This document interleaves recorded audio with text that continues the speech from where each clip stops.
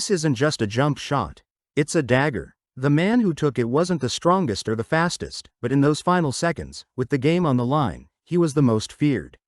Reggie Miller wasn't just a great shooter, he was a psychological weapon, a player who lived to break his opponent's will.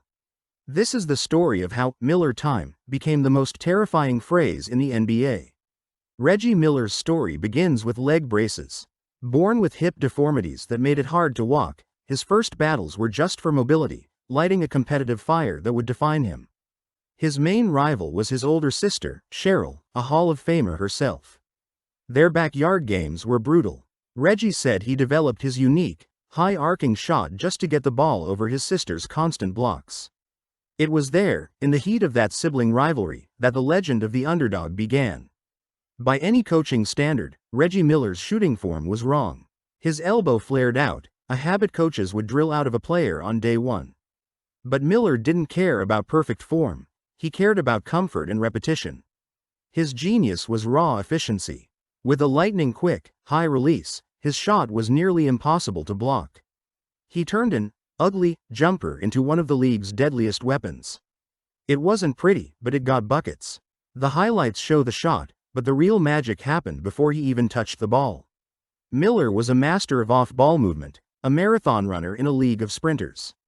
For entire games, he'd sprint through a maze of screens, fighting for every inch of space. He inflicted physical and mental exhaustion on defenders who had to chase him. Coaches built entire game plans around denying him the ball, but his relentless energy made it a 48-minute nightmare. He didn't just outshoot you, he out-hustled you. More than his shot or his cardio, Reggie Miller's greatest weapon was his mouth. At a skinny 185 pounds, he couldn't bully opponents physically, so he turned trash talk into an art form, a calculated strategy to get inside his rivals' heads. His legendary battles against the New York Knicks defined 90s basketball. From trading insults with director Spike Lee on the sidelines to flashing the infamous choke sign to the Madison Square Garden crowd, Miller loved being the villain. He knew if he could make you angry, he could make you sloppy. For Reggie, the game was played between the ears. The shot, the running, the mind games, it all came together in the final minutes. That's when it became Miller time. His legend was born on May 7, 1995, at Madison Square Garden. Down 6 to the Knicks with under 19 seconds left, Miller did the unthinkable. He hit a three, stole the inbound pass, hit another three, and then sealed the win with 2 free throws. 8 points in less than 9 seconds. A sequence so absurd it still feels like a myth. But that wasn't his only signature moment. He also nailed a game winner against Michael Jordan's Bulls in the 1998 Eastern Conference Finals, pushing that dynasty to its breaking point.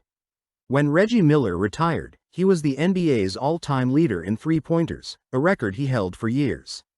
While he's since been passed by sharpshooters like Stephen Curry, his legacy isn't just a number. In an era dominated by big men in the paint, Miller was a pioneer.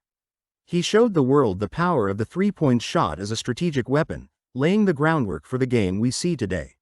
He was more than a shooter, he was a force of will who, with an ugly jumper and an unbreakable mind, became the player nobody wanted to see with the ball in the final seconds. What's your favorite Reggie Miller moment? Is he the greatest clutch shooter ever? Let us know in the comments, and don't forget to subscribe, like and share this video, and click on the notification bell. And don't forget to click on the playlist above to watch more NBA Hall of Famers of his era. Thanks for watching.